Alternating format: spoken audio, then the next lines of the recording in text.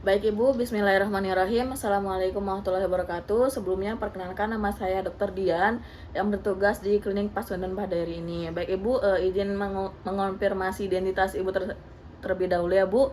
Ibu dengan Ibu Ayu ya. Usianya 18 tahun ya Bu. Apakah benar? Ya. Untuk alamatnya di Jalan Saat ya Bu.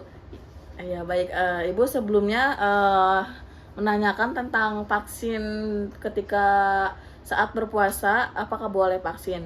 Baik Ibu, di sini saya akan menjelaskan landasan pertimbangan vaksin ketika berpuasa dan apakah vaksin itu halal atau haram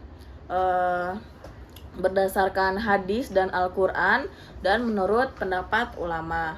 Baik, yang pertama di sini ada sebuah dari Quran Al-Baqarah ayat 173 yang menjelaskan tentang sesungguhnya Allah hanya mengharamkan bagimu bangkai, darah, dan daging babi.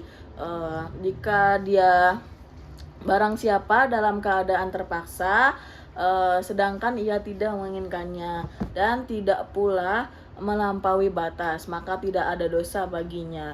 Sungguh Allah Maha Pengampun lagi Maha Penyayang. Surah Al-Baqarah ayat 173. Namun ada ayat serupa pada surah Al-Maidah ayat 3 dan surah Al-An'am ayat 145. Lalu menurut ada sebuah hadis dari Abu Darda yang menjelaskan Allah telah menurunkan penyakit dan obat serta menjelaskan obat bagi setiap penyakitnya. Maka berobatlah dan janganlah berobat dengan benda yang haram. Selanjutnya, Allah tidak menurunkan suatu penyakit kecuali menurunkan pula obatnya. Hadis riwayat Al-Bukhari dari Abu Hurairah. Jika air berjumlah 2 kulah, maka tidak mengandung kotoran atau najis. Hadis riwayat Abu Daud At-Tirmizi. Lalu sesungguhnya air tidak ada sesuatu yang menajiskannya kecuali jika dia berbau, rasanya beda dan warnanya pun berubah. Hadis riwayat Ibnu Majah. Selanjutnya ada suatu pendapat ulama yaitu Imam At-Tarbiyah dalam kitabnya yang menjelaskan tentang bahwa air sedikit dapat menjadi najis jika tercemplung ke dalam sesuatu yang najis. Namun ada yang tidak berubah, ada sesuatu yang tidak berubah atau kecemplung ke dalamnya, sedangkan air yang banyak itu tidak menjadi najis karena adanya najis yang sedikit. Pendapat Al-Kustani dalam kitab Irsyadul Al-Syari yang menjelaskan bahwa berobat karena sakit dan menjaga diri dari wabah adalah hukumnya wajib. Selanjutnya di sini saya akan menjelaskan kaidah fikih dalam pertimbangan halal atau tidak vaksin. Yang pertama, kemuhadaratan harus dihilangkan. Yang kedua, perintah terhadap sesuatu juga dia harus dilaksanakan atau sarannya juga harus disalankan. Lalu yang ketiga, perbuatan yang hanya dengan perbuatan itu suatu perintah yang wajib. Lalu yang keempat, mencegah lebih utama daripada menghilangkannya. Lalu yang kelima, memikul atau menanggung kemuhadaratan yang tertentu demi mencegah timbulnya suatu penyakit yang merata. Baik Ibu juga tadi menanyakan proses dan titik kritis produk vaksin itu seperti apa.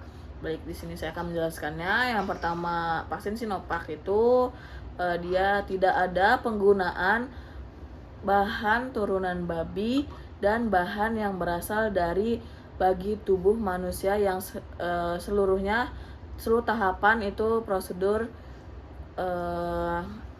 dengan baik. Lalu yang kedua, vaksin diproduksi dengan platform virus yang dimatikan. Yang ketiga, fasilitas produksi hanya digunakan untuk COVID-19.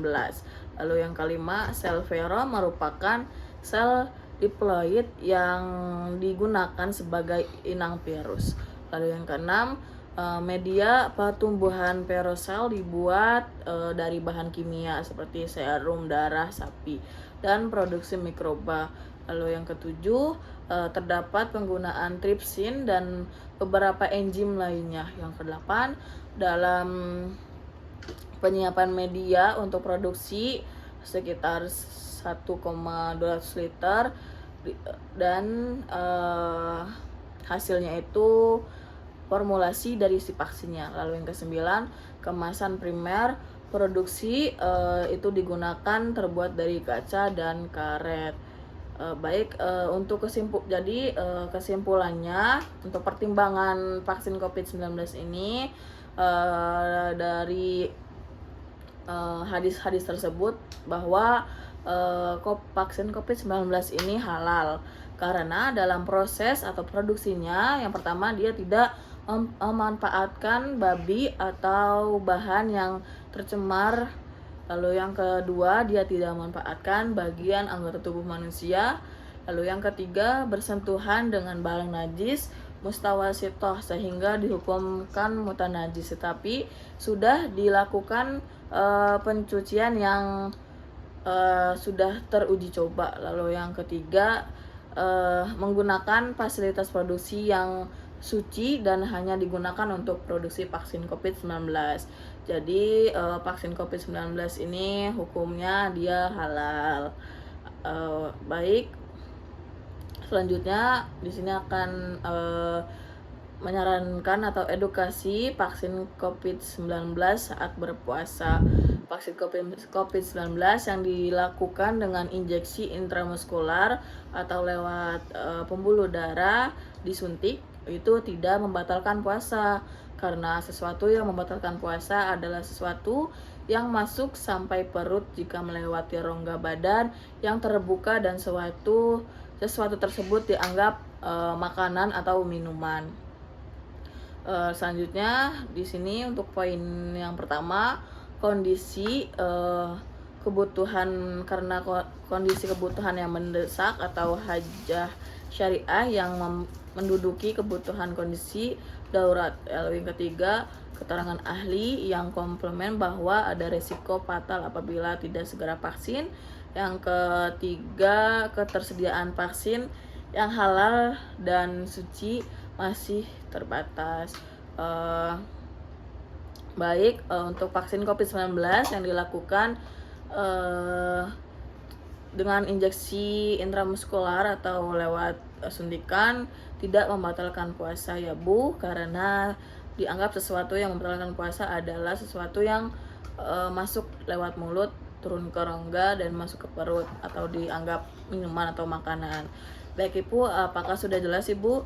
Baik, alhamdulillahirabbil alamin. Mungkin itu saja yang dapat bisa saya sampaikan. Assalamualaikum warahmatullahi wabarakatuh.